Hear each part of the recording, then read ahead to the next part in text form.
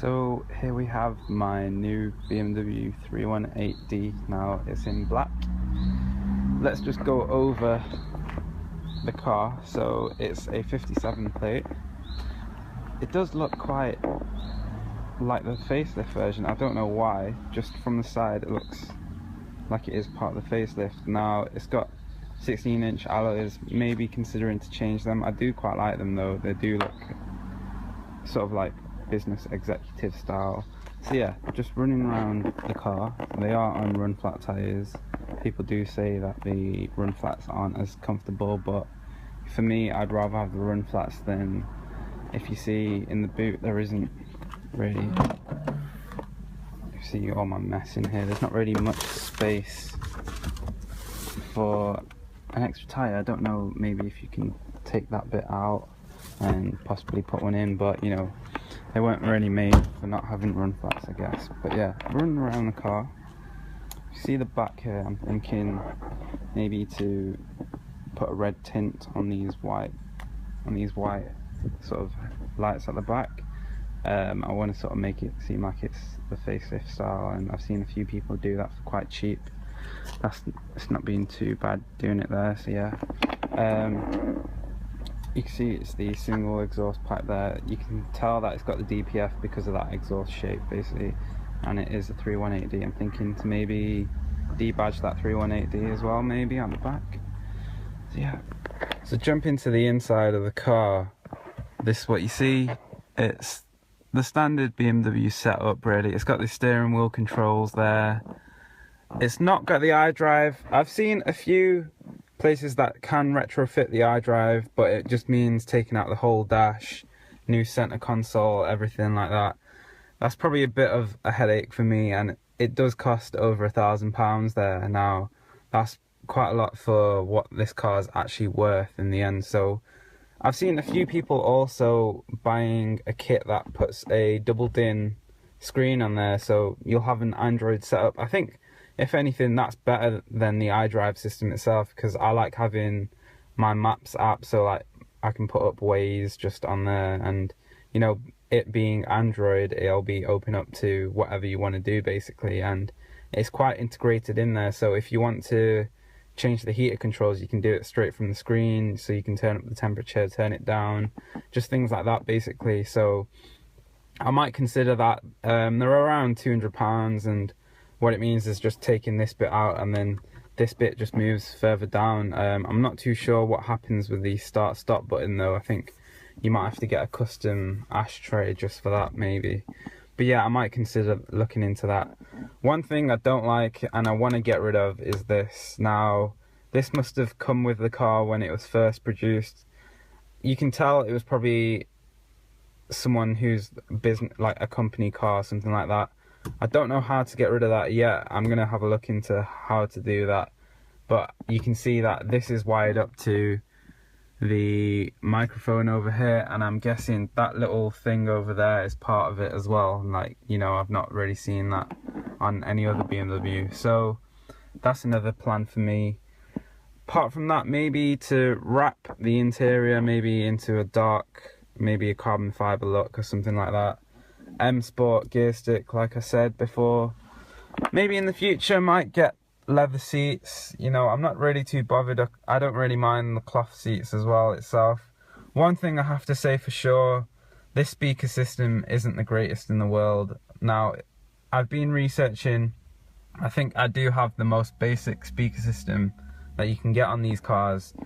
You can get another one which has tweeters there, a bit higher, and then you can also get underfloor subwoofers. Now what they are is these are underneath the seats as well. So I've been looking into how to upgrade the speaker system, but it looks like there's a lot of coding in there, and you know, it's not really going to be the easiest thing in the world. So yeah, you know, I've got a few things to look into really. One thing I do like is that it's the dual zone climate control, so my passenger can have theirs as hot and I can have mine cold at the same time. So that's quite neat. And yeah, overall, not too bad. I wish there were some things sort of, I wish I had the auto wipers. Now this stalk, I just literally, I don't know why they made it like this. Like what does that mean? And I get that lifting this up increases the speed of the wipers, but then what's that meant to do then in the end? But you know, it works,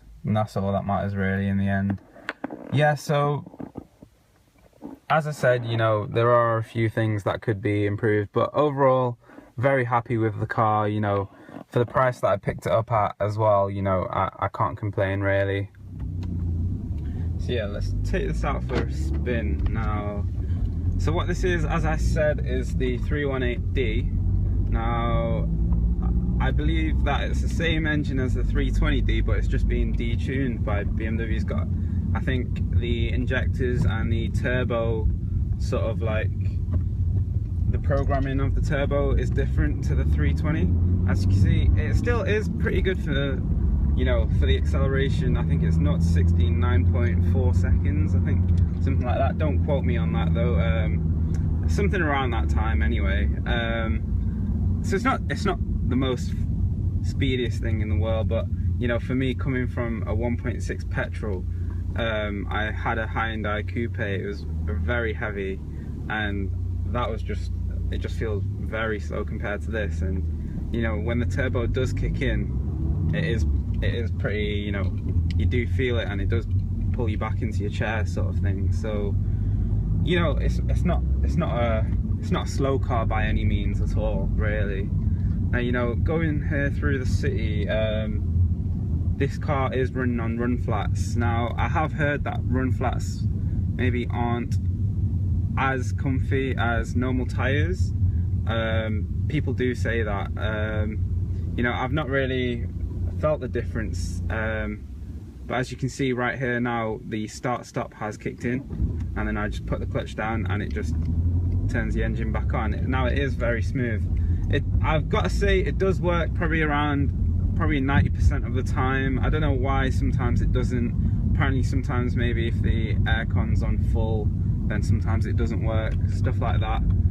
Sometimes the car has to heat up and stuff like that, basically. Overall, I'd say the ride is very good actually in the end. You know, it is like any BMW that you would expect.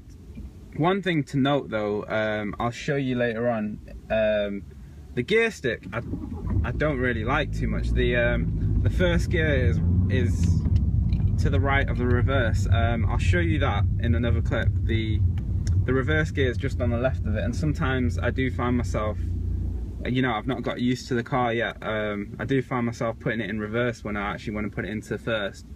And I gotta say, the reverse gear is quite tough to put it in as well.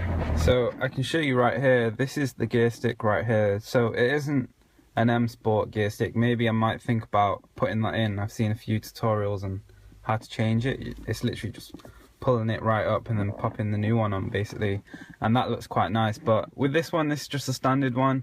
As you can see, the first gear is right next to the reverse. Now I find myself sometimes, you know, when I do put it in to first, if you go a bit further up, then it'll go into reverse. I do find myself sometimes putting it into reverse by accident, but I'm sure I'll get used to it. I don't know if other BMW drivers feel this way, but on my old Hyundai, the reverse was all the way down here. Now I think that's a lot better placement than being right there, because you know, you're not going to be in sixth and thinking you're going to put it in reverse, rather than you're going to be in first and then putting it into reverse. You're going to be more likely to do that, I guess.